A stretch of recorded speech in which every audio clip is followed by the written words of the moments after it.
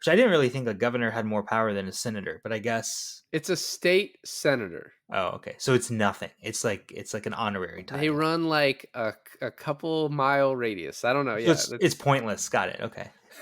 I mean, Got it. it's not that powerful. Yeah, I will Yeah, say yeah. that. I finally watched. I finally watched. I finally watched. I finally watched. I finally watched.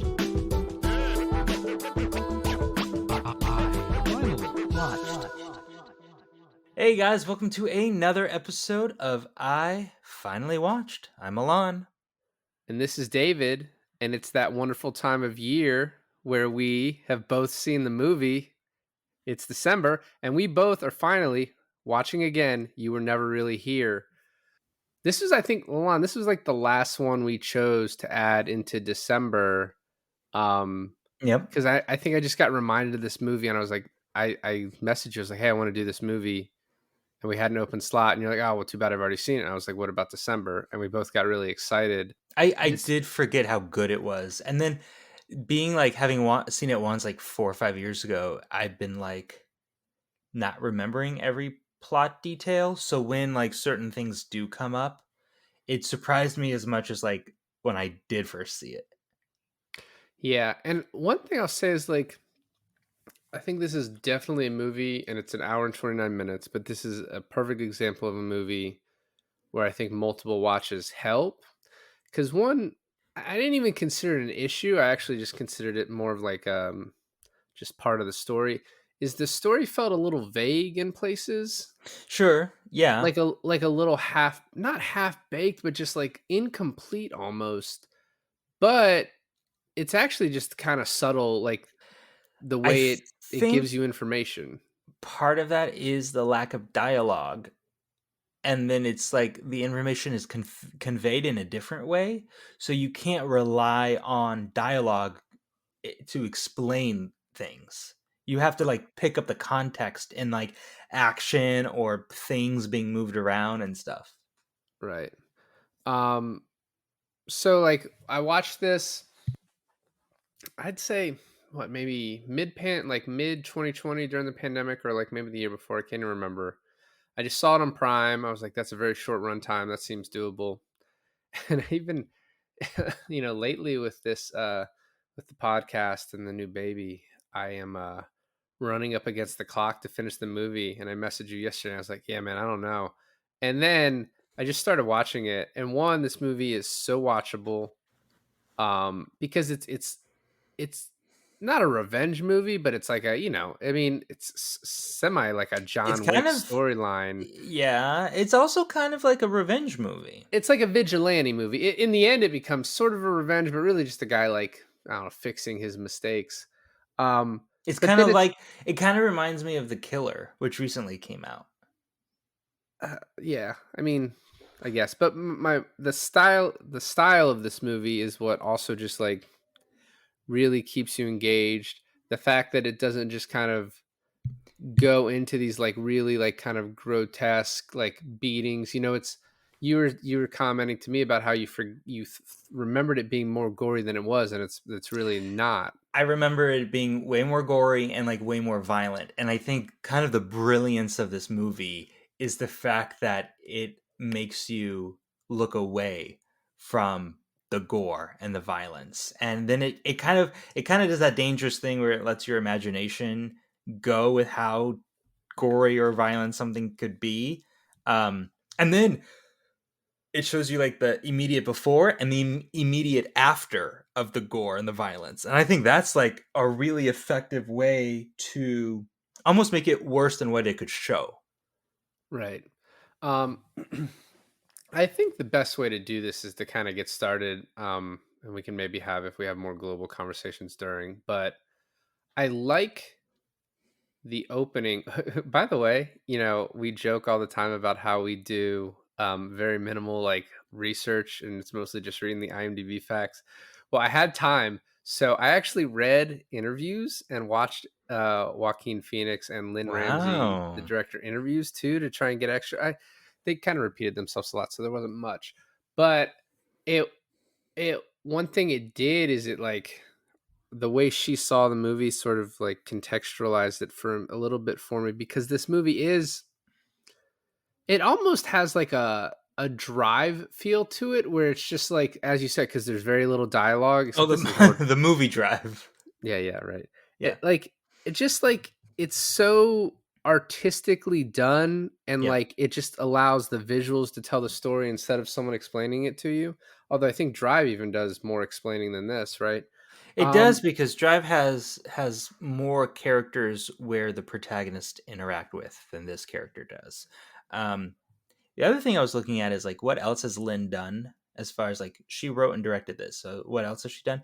The only title that I recognized off of her IMDb was "We Need to Talk About Kevin," which We is a need to we need to talk about we Kevin. probably do. Have you seen it? No, I haven't. No, I haven't either. So yeah, we probably do have to do that. But that's with Tilda Swinton and He Who Shall Not Be Named, right?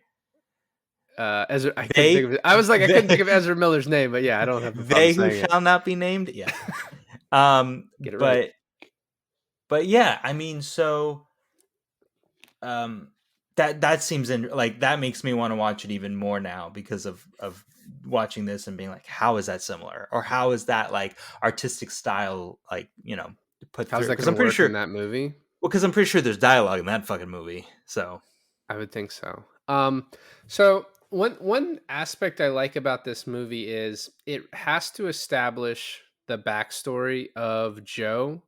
And the director talking about it, she's like, I didn't want it spoon fed to the audience. I kind of wanted these fragments of memories to kind of be interspliced in the movie, kind of to be in Joe's brain about how yeah, he thinks about things and sees these things. And like, there's obviously some PTSD issues, right? Because yep. the memories we get, he was in the military, he's a veteran, but like those aren't even necessarily the worst memories he has, right? So like Yeah, he has these childhood memories of his mom getting beaten, him presumably getting beaten, his dad making him put his head in a plastic bag and try and breathe with a plastic bag around his head, which he still does to this day. So okay, so I mean, we can talk about it now, but okay, let me back up for a second. One, there was two military flashbacks, like two moments they kept flashing back to, and then the childhood moment was like a bunch of little moments all together, but pretty much representing the abuse that his family had to go through from his dad. What I loved about all of them is that it told an entire story in such little time, that those flashbacks were on screen. Like, probably less than 30 seconds every time they showed up, but altogether told a whole thing. What that whole thing is, I think it will be interesting for you and I to go over in a second. But what I wanted to say is, I don't think his dad made him put the plastic bag over his head when he was a kid. I thought that was a coping mechanism for him to deal with the abuse, and then it followed him into adulthood. Yeah, I agree. I think I agree that that's how the movie displays it a lot. I just remember in the beginning, his dad, like, it was also his dad's voice counting too. Yeah. To me, it kind of felt like the dad counting of like how long he had to be in there. But I could see, like I said, the movie's vague. For the longest time, I thought that Angel and Moises may have been killed by Joe. And then when I read a synopsis, I realized that that's not how that went down. You think he went back? Because when it was showing them being killed, it was showing them being killed, and then it was showing what's his face, the contractor guy, being killed. Yeah, and then I thought that was like, yeah, and then I thought that was like relevant, like that security service for the governor. They were doing all the killing. Yeah, no, I mean that's what I took it at the end, but I'm saying just the way the movie shows things, it's very like quick cutting scenes. You just see a guy holding a gun to the little boy and the dad's head, Angel and Moises or whatever. So like I think that's why this movie allows a lot of like interpretation of how you see things. Yep.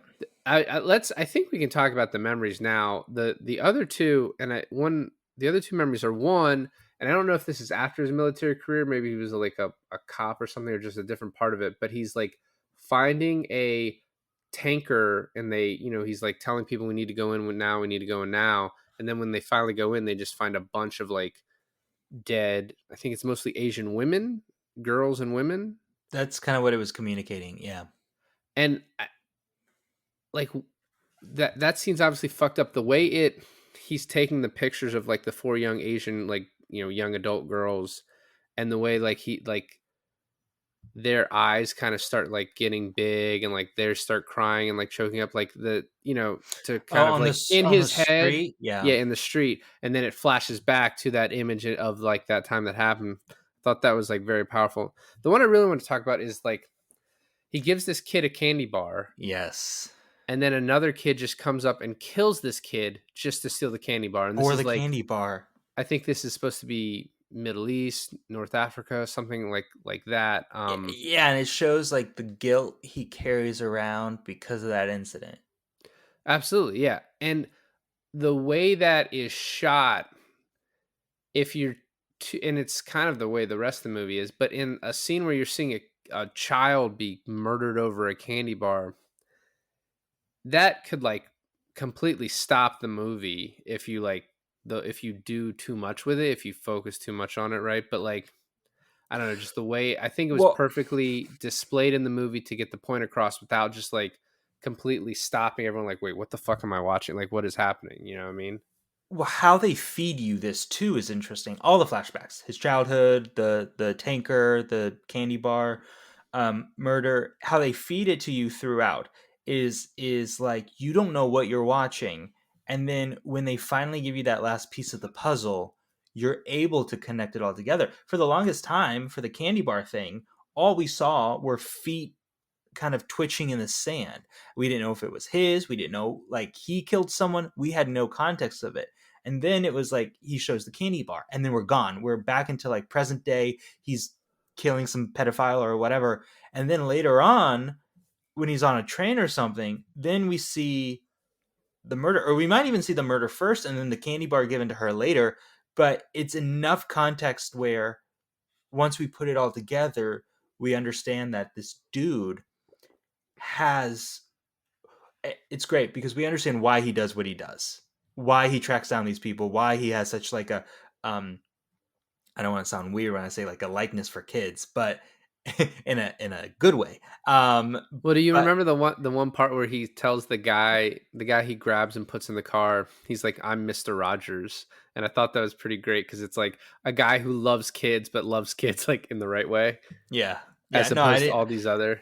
I didn't even notice that. I mean, I noticed that's what he said, but I didn't even like understand the context. But yeah, no, and so for him to like, you know, we could even assume that the dead Asians in the tanker might some of them be children.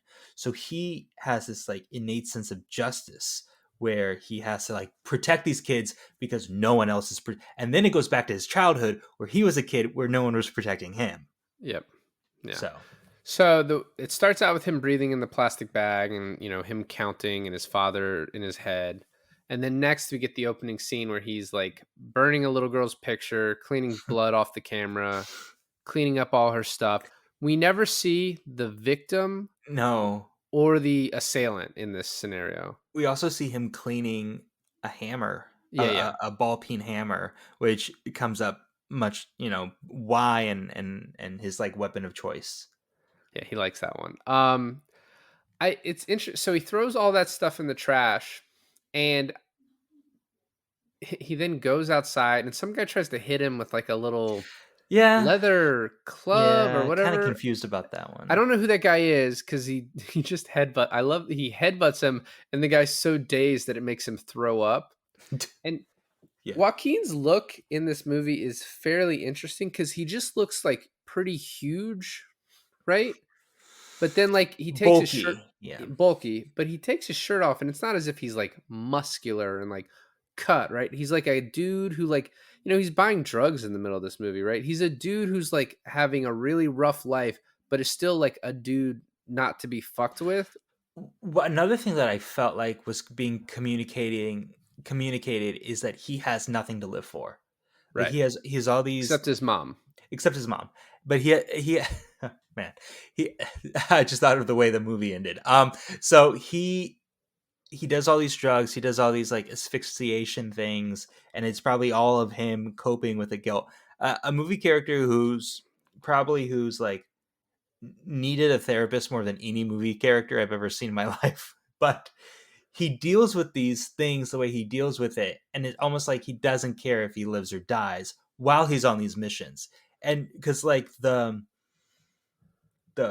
force, like the gravitational pull he has when he like goes into these places, it's not like he's wearing a bulletproof vest. It's not like he even has a gun. He's just going. He has like a one-track mind, and it almost feels like if he dies during these things, then fuck it, he dies during these things. Right. So he then goes to the airport. He calls his handler. I had to rewind because I was like, is that the girl in the airport that's looking over at him? But I don't think it was, because I went back and looked at the picture. I think it was just yeah, I think it was just a random girl, but it was still like giving him a thing.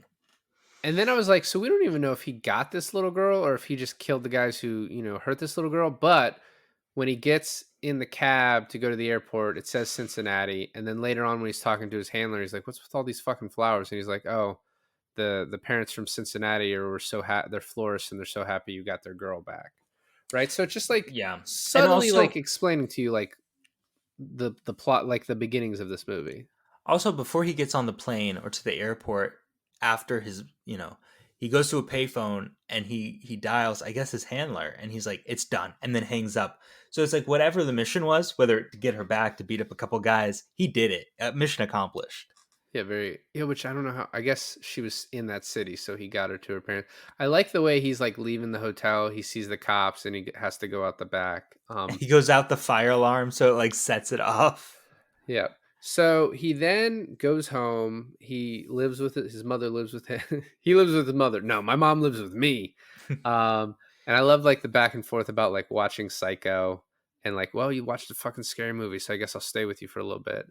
And you don't even get that there's this kid who sees him going into his apartment until the next day, when he like, it's like, Angel, your kid fucking saw me. You're done. Like, you're done. And on watching that the second time today, because I started the movie a second time, you realize Angel is one, like, no, it's not a big deal because he doesn't want to lose the money. But the other thing is he doesn't want this guy to kill him. He's like, no, man, he's just a stupid kid. Don't worry about it. And you actually, like, at one point, Joaquin Phoenix says to him, like, don't yell at me, Angel. And he's like, he wasn't yelling. Like, he didn't raise his voice at all, but he's like, just like the dynamic there is so funny. Another thing that's also so subtle, and this movie just bathes in subtlety, which I enjoy from a movie. Some people don't. Some people just don't get it, but they're not that smart. What the fuck was that?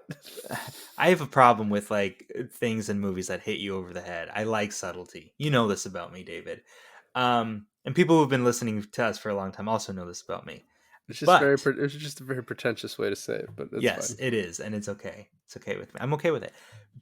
What I'm getting at is when Angel that's the name of the boy, right? Or the guy? Moises is the boy, Angel is his dad. So when Joaquin Phoenix walks into the store and Moises is stocking the shelves, he sees Joaquin Phoenix and he keeps dropping the cans. Okay. And I was like, damn, this guy is just shit at his job. But what it is that he already knows, right? He already knows he saw him. He already knows what he does, and he already knows who he is. So when he walks in and he starts dropping the stuff, it's just like he's fumbling. His mind is just like, fuck. So he's dropping all these cans, but instead of like doing all this, he's just dropping. It's so great. He's just nervous, and it shows that really well. It's also like, Moises, why did you fucking light up you had to hit your lighter to show your face? Like, just don't do that. It's also weird that they live like right behind his mom's house. I think it's his girlfriend. He was like he said his friend or girl or whatever, because he tells her, he's like, come on, let's go inside. She's like, what? So he just happened to be there. It's okay. So it's even more amazing that Joaquin Phoenix recognized him from that distance then. Well, it's because he lit up. And I think Joaquin Phoenix is like, this is, my mom here. I'm trying to keep her safe because, I'm dealing with a lot of like fucking bad people. And he's like completely right. That's the thing that ends up, getting him. And he tells Angel he's out. And then his handler, McCleary, is like, you could just deal directly with me. And I'm also of like the same mind of like, yeah, I don't understand because you're dealing with him right now. Right. So why is it that some meetings you have to just have this guy who you pay a certain amount of money just to be there? Like, it doesn't, that part doesn't, it's, I don't know that you could explain it well enough to make sense to me. Maybe it just does. Like in that world, maybe there's like some hitman is watching the movie. They're like, yep, I get it. But it's like a middleman for your middleman. So that's why it doesn't make sense to us. Because why do you need a middleman for your middleman? By the way, we skipped over it, but the the moments with his mom the night he gets home are very sweet, and then the next day, what? Well, I just thought of it. I just thought we answered our own question on why do you need a middleman for a middleman? Because when it came to Nina, he did deal with him directly, and all that they tracked him right back down to his place, right? But maybe if you have like a third person you're dealing with, it's harder to track him down to the main guy. They got that information from Angel because Angel's son knew where he lived. Okay, I'm processing it. Okay. That's why his mom's dead. Okay. So that's what I was saying. He's like, that's why he's like, he was right to be scared. But the stuff with his mom, the first night is very sweet. The next morning, she's like getting water everywhere. He's got this knife that he keeps like pretending to hold over his head. And then like he keeps throwing at his foot and moving out of the way, like showing he kind of has these like you said, this I don't really care if I live or die mentality right now. Yeah. Mm-hmm. So I think we can move back up to basically where McCleary tells him, hey, I have a new thing for you. It's worth $50K. State Senator Votto, you have to find his daughter. And he's even talking about how like this money will be enough for him to take the boat out again. Yeah. She's the way he describes it to him, he's like, well, she's been running away. She's been running away. And this is like the longest period where he hasn't heard back from her. This is where I feel like, and maybe I'm reading way more into the story, but I guess it's a good time to talk about it now because this movie is short and compact. So if it's okay with you, I'd like to talk about kind of the whole. I mean, we're basically at the end, so talk about what you want. Getting Nina back. Okay, cool. So he's a senator, right? Nina's father? State senator from New York. State senator, right. His handler puts him in contact with him, and he says, okay, our anonymous text came through and gave us this address, gave us this lead, and then that's essentially where he goes and he finds her. Right. Now, isn't that weird that he gets an anonymous text of an address? Like, who sent that text to him? That's fake. Exactly. Okay, cool. So we're on the same page with that because the dad, basically what I'm getting at is, did I misunderstand this? Or the dad basically sold his daughter to the governor and then he felt guilty. And then so he sends this guy to get his daughter back. And then he's so rattled with guilt that he's done this. He kills himself. But I guess he figures that his daughter's probably better off with this guy free than under the governor's thing. And then that's why he offs himself. I thought the governor's guys killed the senator, and made it look like a suicide. So I think in the movie, I think it's a very easy interpretation that he was killed and didn't commit suicide. Because the one agent's like, Votto stopped wanting to go along or whatever. I think that's a possibility. But there is like a flashback, and it's a weird flashback. It's from Joaquin Phoenix's point of view that he's imagining the senator killing himself. Yeah, and he's not omnipotent. No, I know he's not omnipotent, but it's the only thing that the movie shows us. So if you decide to also take that into, as truth, you could just say, oh, he just killed himself because of the guilt. But if you're allowed to use your outside brain and your knowledge of how the mob works, they killed him. Is it the mom? Well, so there's a book. This is based on a novella, and it's more spelled out in that. One, the senator, it's spelled out that the senator sells his daughter to the governor. I got that. and the mob. And that in the book, Vados actually doesn't commit suicide. Joe kills him in the end because he's like at the mansion at I his kind of daughter. like that. Yeah, I have to read the book now for sure.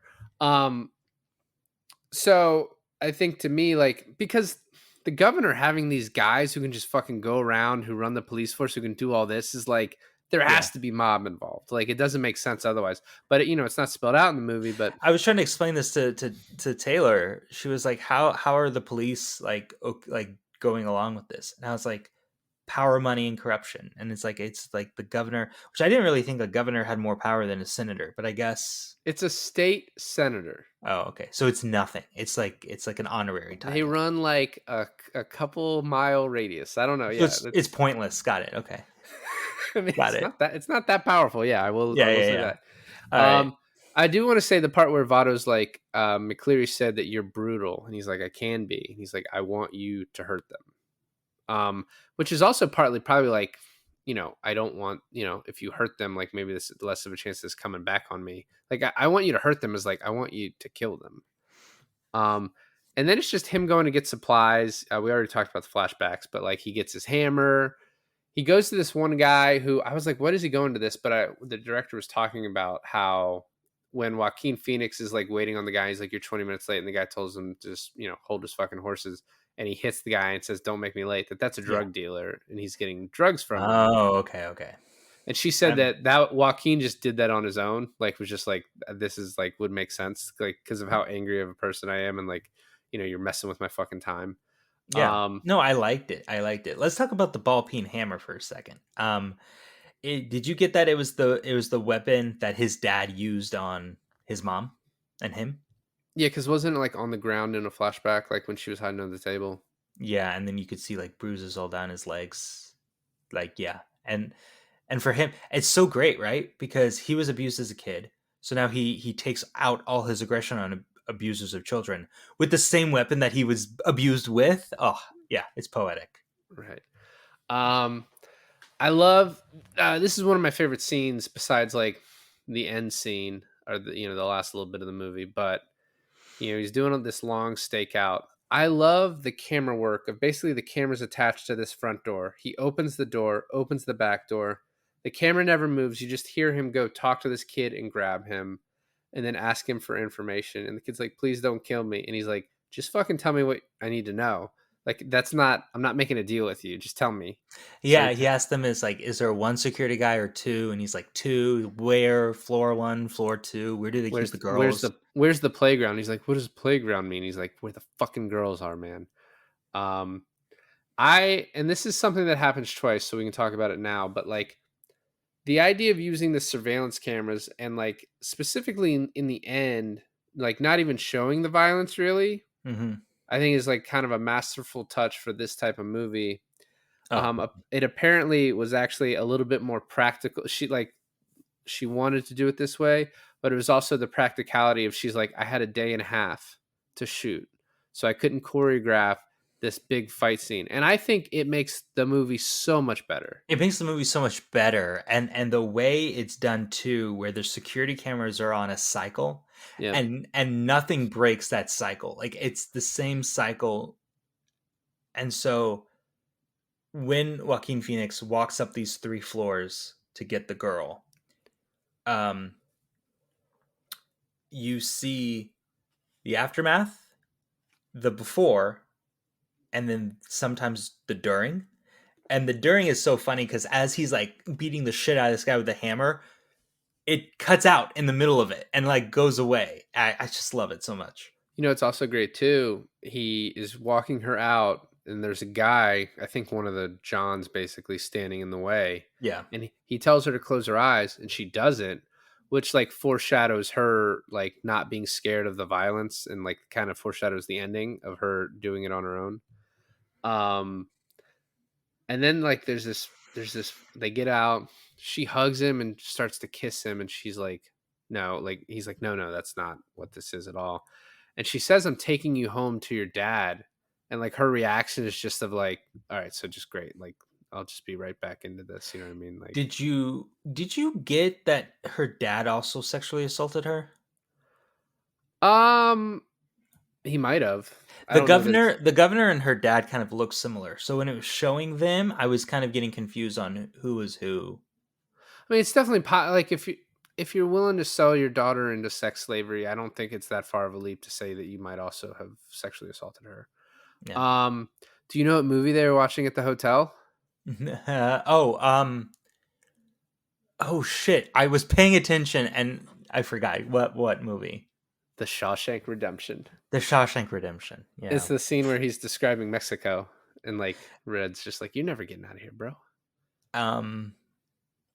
So as they're watching that, the news breaks, or she changes the channel, and then it's the news of her dad killing himself.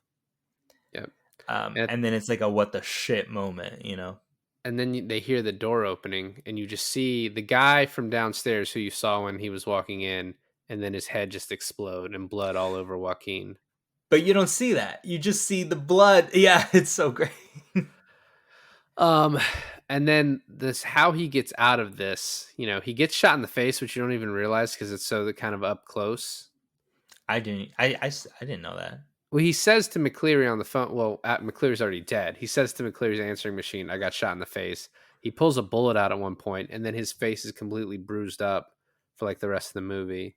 I thought he pulled a tooth. Okay. No. And the way he kills the guy by, I think, breaking his neck, and you just see it from, first of all, the fact that there's a mirror over this bed. This is like a sleazy fucking 1 hour, 1 hour rate hotel. Yeah. With the mirror over the bed, and she uses that to show the fight. Just once again, so cool. Yep. And then he goes to his handler's house, carefully through the back. We see blood.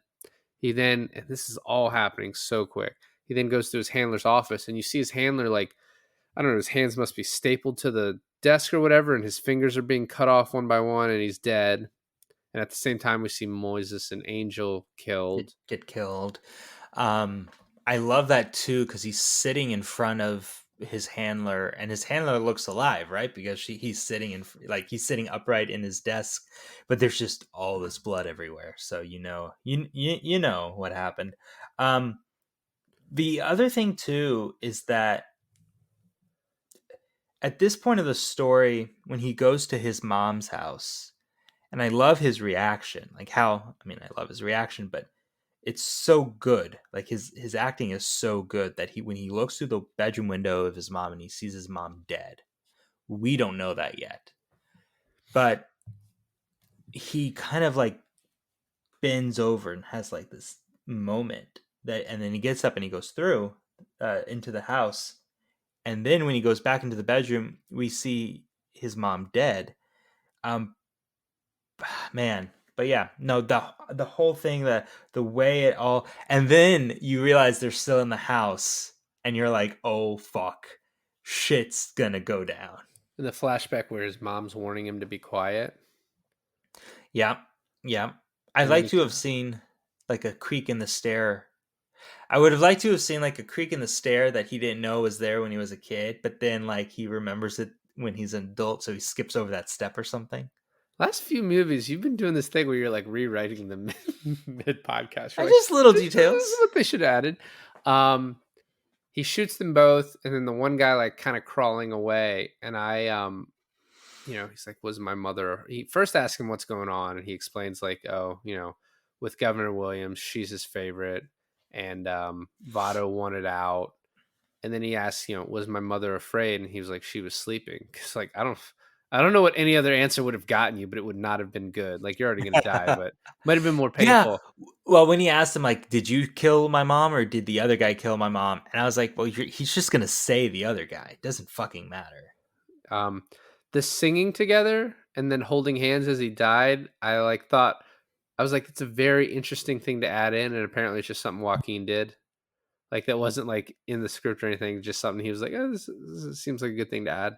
Well, singing and song kind of takes place throughout the movie and in different ways, kind of communicating his mental state in a way. There's the one part where he's singing in the mirror, and then there's just the other huge dude in the sauna behind him. Yeah. And I was like, why, like, are we just supposed to get something from that? Or is it just like the way I don't know. I don't think there was any like.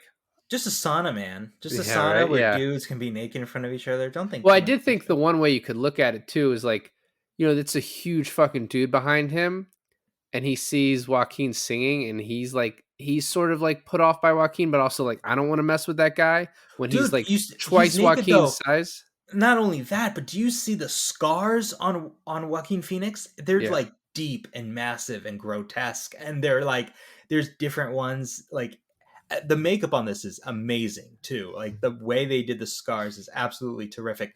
But when they did the scarring, not only were they well done, obviously, but not only were they big and jagged, but they were aged all differently. Like some of them been there for years, and then some have been there for weeks. And the way they did that was so good. yeah.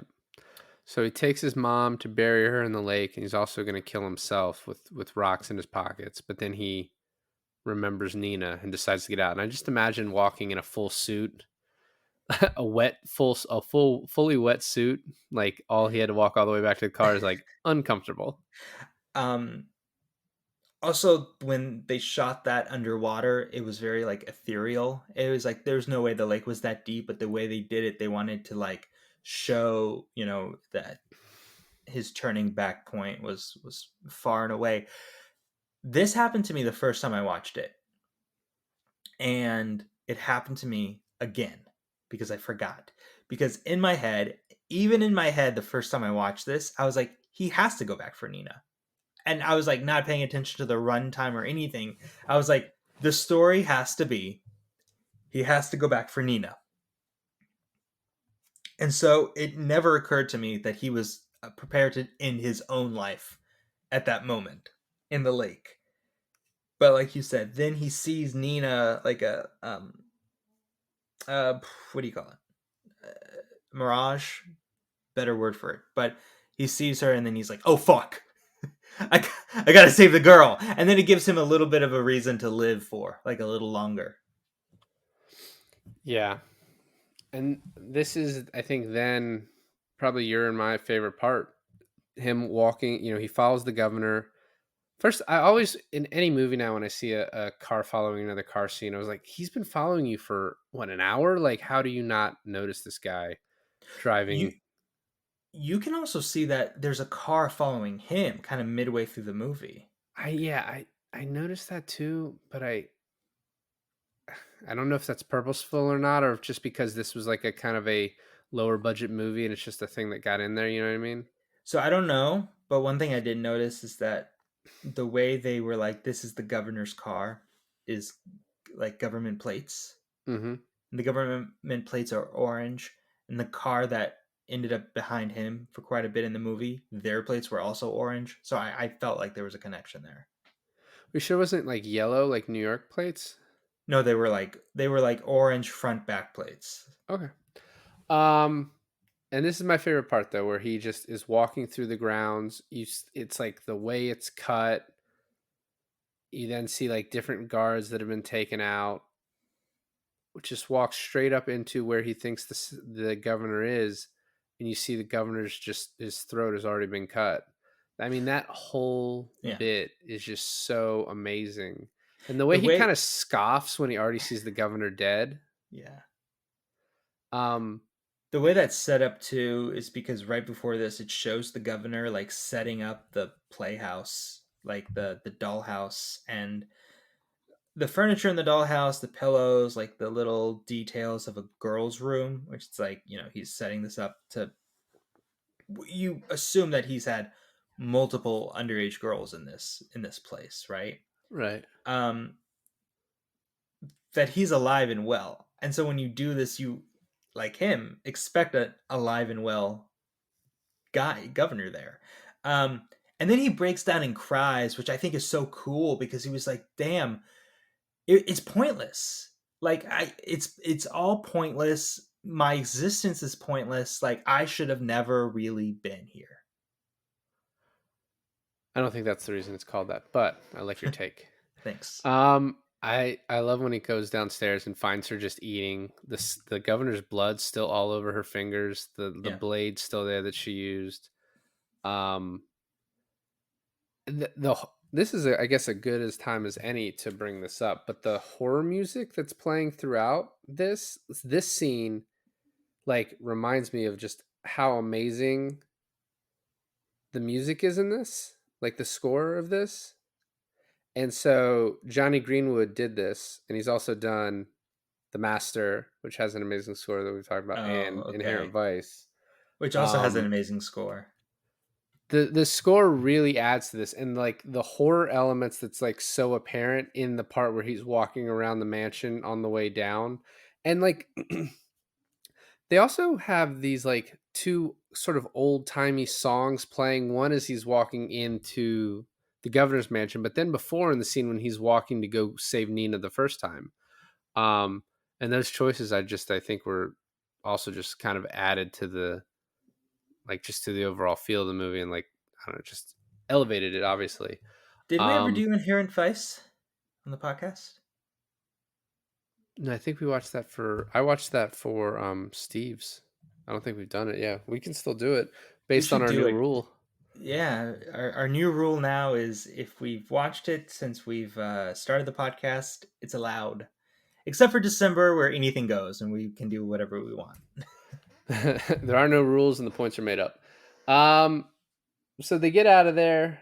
The scene in the diner, I think, is a pretty great end to it. I mean, just the fact that she runs off, he shoots himself in the head.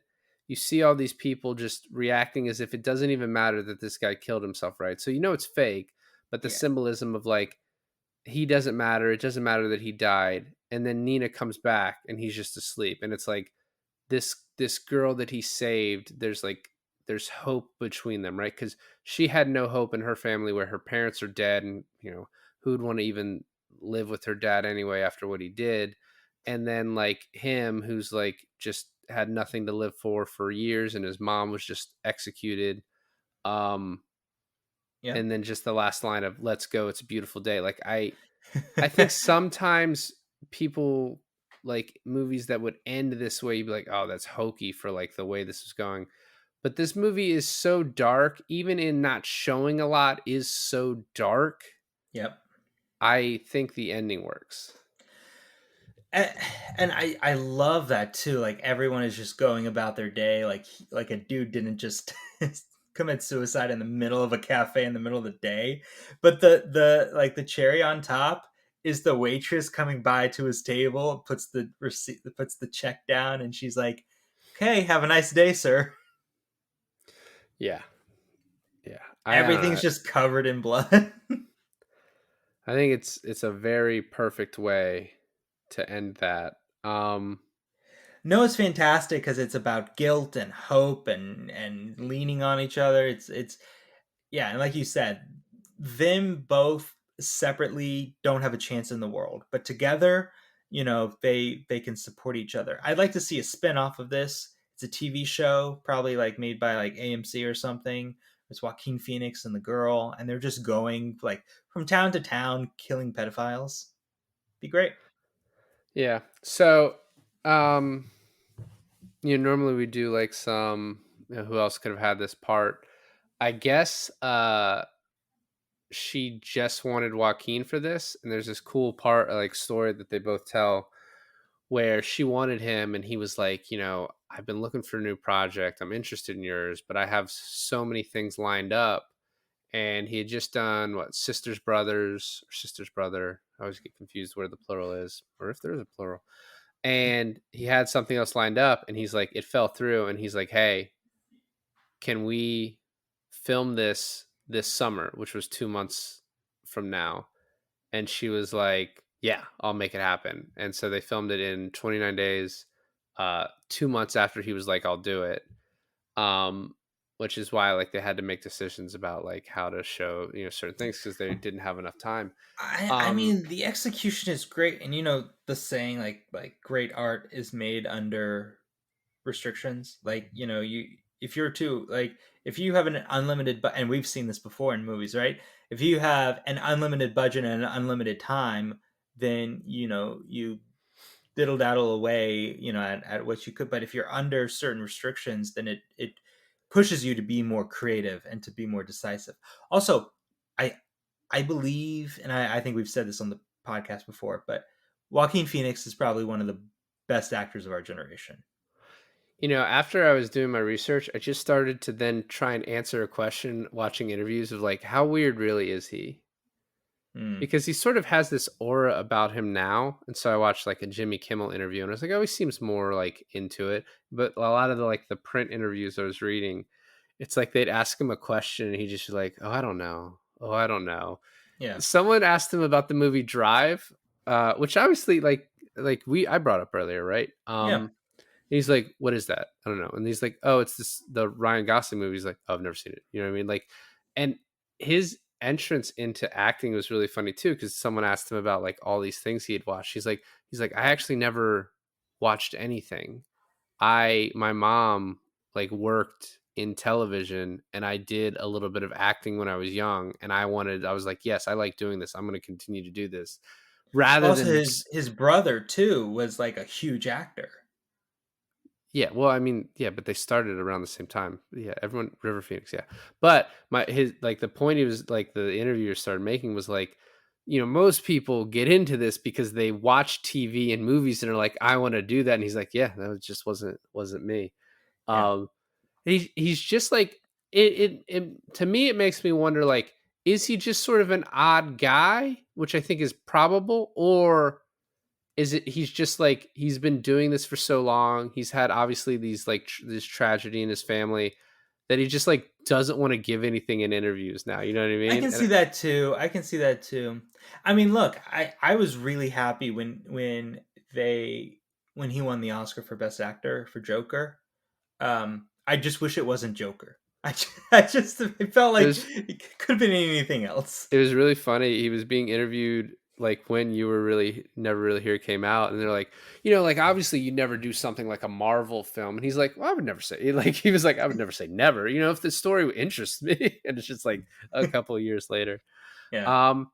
This movie, I like movies like this where I had heard nothing about this, and like you keep seeing the poster and you see like it has an interesting title and you're like, what's that about? And it's like, this is a guy who rescues women, you know, young girls who are trafficked or whatever. And you're just like, oh, that sounds like that would be good. And then you watch it and you're sort of blown away by something that you didn't even know about. And this is like one of those to me where like I just sort of discovered it. I kept seeing it on Amazon. I was like, let me watch that. Cause like there's a ton of shit on streaming services. So to find this one was like really great to me, and I'm like glad we finally got to talk about it. This came out in 2017 and I saw it not too long after it came out, and I feel like I saw it because it was showing a trailer.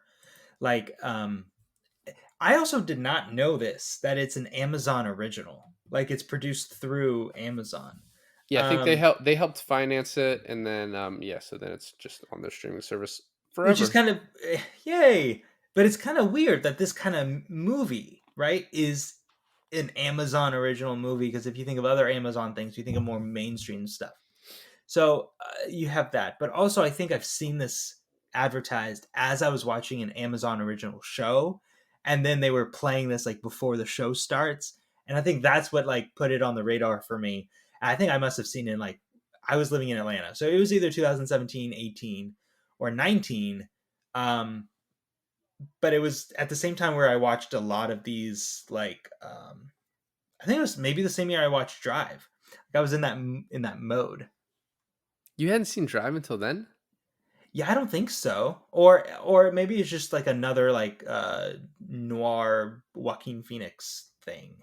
We've already done a Drive episode, so I don't have to talk more about it. But well, everyone, thanks for listening to another episode of I Finally Watched. This is David. And this is Alain, and we finally already watched and now sing again. You Were Never Really Here.